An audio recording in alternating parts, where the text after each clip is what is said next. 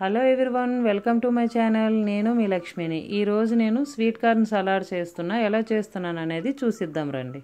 Sweet corn కానీ మొక్కజొన్న కండీలు కానీ మనం ఉడకబెట్టుకున్నప్పుడు గమనిస్తే మందుల స్మెల్ అనేది బాగా వస్తుందండి. ఎందుకంటే ఎక్కువ మందులు స్ప్రే చేస్తారు వీటికి. అందుకని అలా కండీలతో మనం ఉడకబెట్టుకునే కన్నా ఇలాగ నైట్ అయినా ఒలిచిపెట్టి ఉంచుకొని, లేదంటే మనకు టైం ఉన్నప్పుడు ఒలిచిపెట్టి పక్కకు పెట్టుకొని వీటిని కొంచెం పసుపు ఉప్పు వేసి కడిగేసి కొద్దిగా వాటర్ వేసి ఉడకబెట్టుకుంటే చాలా బాగుంటుంది టేస్ట్.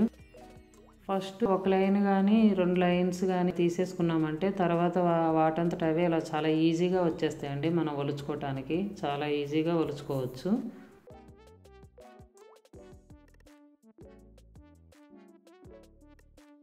ఇప్పుడు ఇందులో కొద్దిగా వాటరు కొద్దిగా ఉప్పు వేసుకొని ఆ వాటర్ దానికే ఇంకిపోయేటట్టు మనం కుక్కర్లో ఒక 2 విజిల్స్ వచ్చే వరకు ఉడకబెట్టుకుంటే సరిపోతుందండి.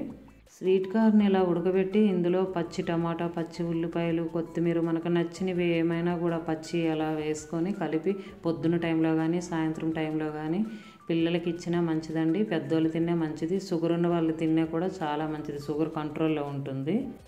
ఇప్పుడు ఇందులో సన్నగా తరిగి పెట్టుకున్న ఉల్లిపాయ ముక్కలు కొన్ని, అలాగే టమాటా ముక్కలు, క్యారెట్ తురుము కొద్దిగా, అలాగే పచ్చిమిర్చి ముక్కల్ని కొన్ని వేసుకుంటున్నా, కొద్దిగా కొత్తిమీర, అలాగే ఎండు మామిడికాయ పొడి కొద్దిగా వేసుకుంటున్నా, చాట్ మసాలా,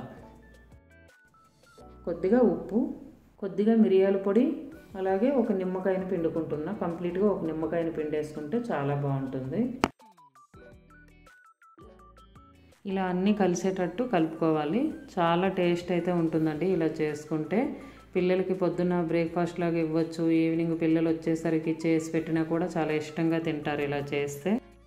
పొద్దున్న టిఫిన్ చేయడానికి టైం లేని వాళ్ళు, కంగారుగా వెళ్ళే వాళ్ళు ఉంటారు కదండి. ఆఫీస్కి వెళ్ళే వాళ్ళు, కాలేజ్కి వెళ్ళే వాళ్ళు, వాళ్ళకి ఏంటంటే ఇలా ఒక బాక్స్లో ఇవి పెట్టి అలాగే ఒక బాయిల్డ్ ఎగ్ ఒకటి పెట్టిస్తే చక్కగా బ్రేక్ఫాస్ట్ వెళ్ళిన తర్వాత కూడా తినేయచ్చండి. చాలా హెల్దీ అనమాట, హెల్దీ ఫుడ్.